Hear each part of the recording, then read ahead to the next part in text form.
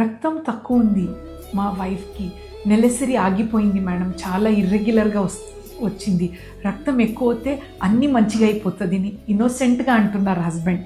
ఇది కరెక్టేనా?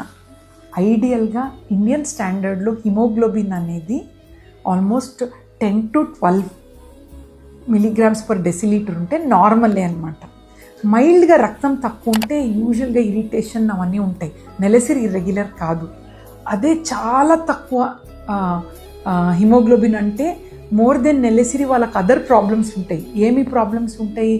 చాలా టైర్డ్ అయిపోవటము, బ్రెత్లెస్నెస్ రావటము, స్వెల్లింగ్ రావటం.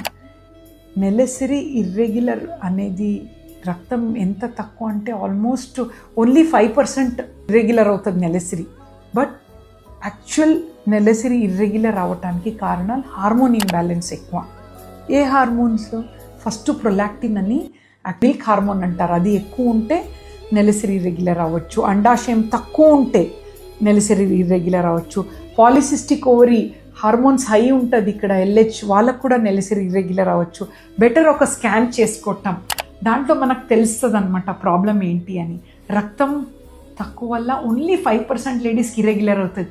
95% reason hormone imbalance and other reasons వల్ల చూసుకోవాలి. Thank you.